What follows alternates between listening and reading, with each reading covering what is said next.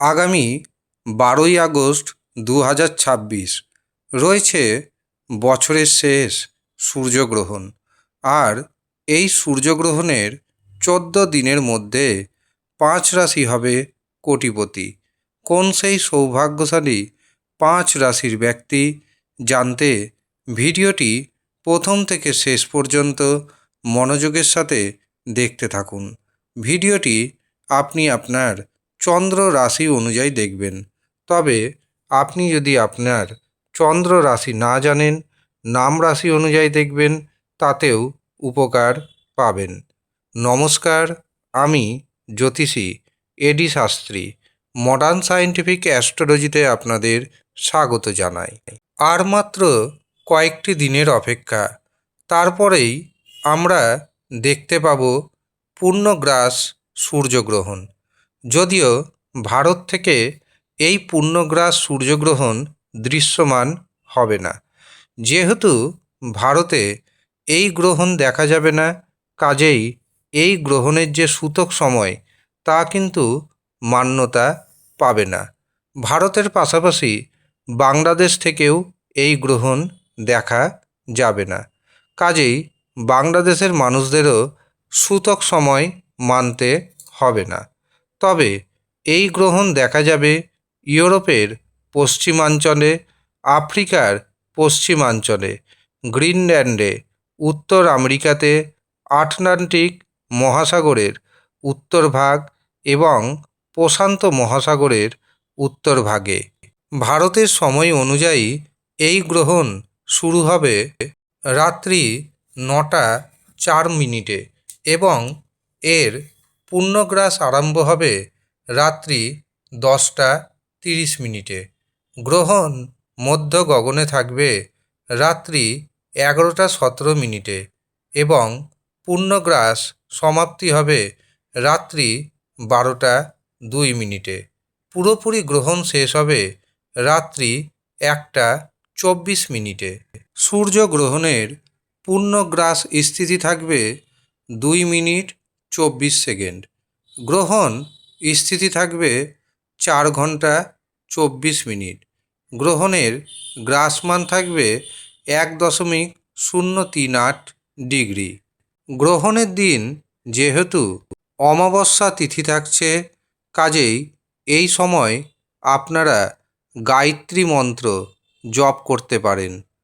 মহাদেবের পঞ্চাক্ষরী মন্ত্র ওম নমঃ শিবায়, এই মন্ত্র যতবার খুশি জপ করুন, দারুণভাবে উপকার পাবেন। এছাড়াও ভগবান বিষ্ণুর মন্ত্র ওম নমো ভগবতে বাসুদেবায়। এছাড়াও গুরু প্রদত্ত যদি কোনো মন্ত্র থাকে সেটিও জপ করতে পারেন, দারুণভাবে উপকার পাবেন। গ্রহণ পরবর্তী অন্ততপক্ষে 21 দিন গর্ভবতী নারীদের বিশেষভাবে সতর্ক থাকতে হবে। এছাড়াও কোনো যদি খুব প্রয়োজন না থাকে তবে দূরবর্তী স্থানে যাত্রা করবেন না। গ্রহণের সময় ছুরি, কাঁচি ইত্যাদি ধারালো জাতীয় দ্রব্যের ব্যবহার বর্জন করুন। গ্রহণের সময় ঘুমাবেন না, কিছু খাবেন না। তবে যারা শিশু রয়েছেন, যারা বয়স্ক ব্যক্তি রয়েছেন, তারা লিকুইড পদার্থ, ঔষধ সেবন করতে পারেন, তাতে কোনো অসুবিধা নেই। মনে রাখবেন, অমাবস্যার দিন যেহেতু গ্রহণ পড়েছে, কাজেই এই দিন গ্রহ নক্ষত্র থাকবে যথেষ্ট শক্তিশালী। এই সময় আপনি যদি তন্ত্র মতে নিজের গ্রহ নক্ষত্রের রক্ষা কবচ বানাতে পারেন, তা ভীষণভাবে উপকারী হবে। এই দিন যেহেতু বিভিন্ন রক্ষা কবচ তৈরি হবে, কাজেই আপনারা যদি রক্ষা কবচ নিতে চান তবে নিচের দেওয়া হোয়াটসঅ্যাপ বুকিং নাম্বারে যোগাযোগ করবেন এবং নিজের নাম নথিভুক্ত করিয়ে নেবেন। গ্রহণ শেষ হয়ে যাওয়ার পর আপনি অবশ্যই স্নান করবেন। স্নান করার পর আপনার গৃহে যে প্রত্যেকটি রুম আছে, প্রত্যেকটি রুমে গঙ্গাজল নিক্ষেপ করে দিবেন। এতে আপনার গৃহ থেকে নেগেটিভ এনার্জি দূরীভূত হবে এবং পজিটিভ এনার্জি ক্রিয়েট হবে। এবার আসি 5টি রাশির কথায়, যেই 5 রাশি গ্রহণ পরবর্তী 14 দিনের মধ্যে হতে পারে কোটিপতি। প্রথম যে সৌভাগ্যশালী রাশির নাম পাচ্ছি সেটি হলো মেষ রাশি। সূর্যগ্রহণের পর মেষ রাশির জাতক এবং জাতিকাদের কর্মজীবনে কিছু গুরুত্বপূর্ণ পরিবর্তন আসবে। কর্মক্ষেত্রে আপনি বসের কাছ থেকে নতুন দায়িত্ব পেতে পারেন বা চাকরিতে প্রমোশন ঘটে যেতে পারে। আয়ের নতুন নতুন উৎস আপনি খুঁজে পেতে পারেন, যা আপনার ইনকামকে বহুগুণ বাড়িয়ে দিবে। তবে তাড়াহুড়া করে কোনো সিদ্ধান্ত এই সময় নেবেন না। কাউকে অর্থ ধার দিবেন না, কারো কাছ থেকে অর্থ ধারও নেবেন না। এছাড়াও এই সময় প্রয়োজনীয় নথিপত্র খুবই যত্ন সহকারে রাখুন। এছাড়াও এই সময় খরচ বাড়বে। যেখানে প্রয়োজন সেখানেই খরচ করুন, যেখানে প্রয়োজন নেই সেখানে খরচ করবেন না। পরিবারের মানুষজনের সাথে মতবিরোধ দেখা দিতে পারে।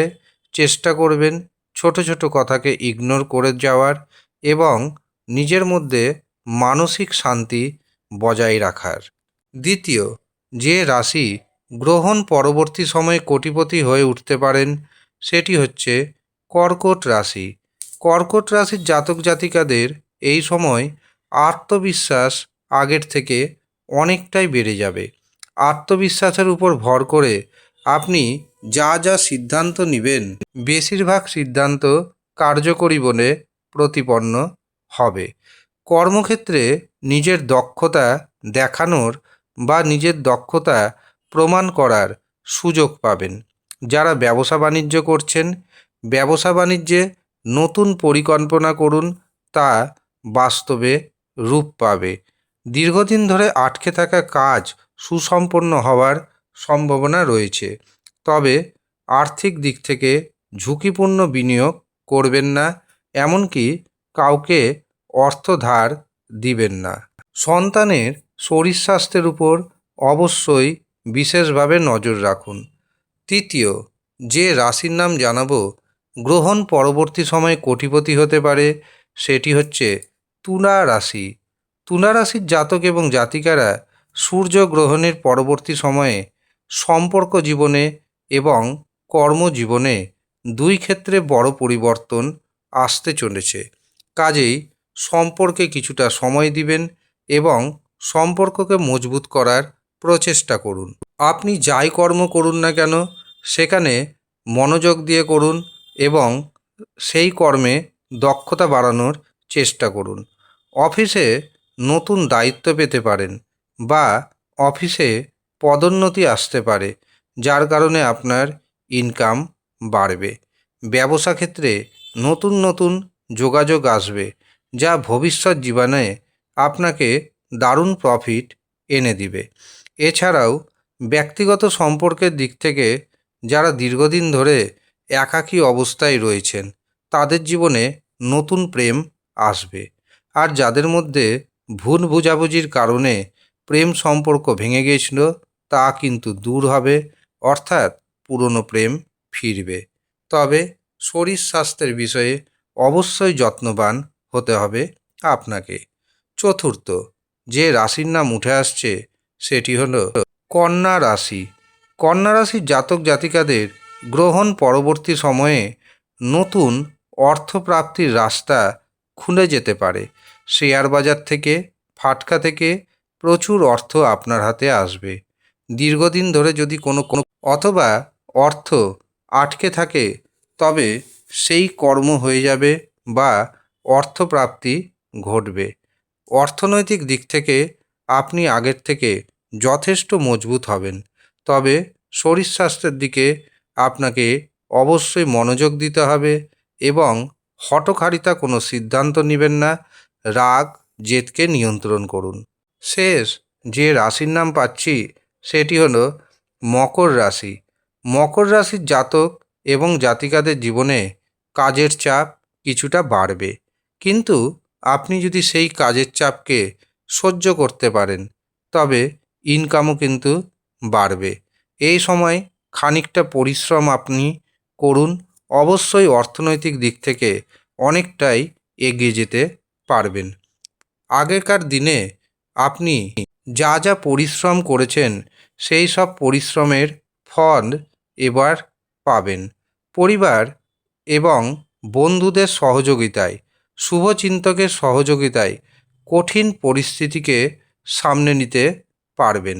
এই সময় আপনার হাতে প্রচুর অর্থ আসলেও মানসিক চাপ বাড়বে, যার কারণে শরীর স্বাস্থ্য খারাপ হতে পারে।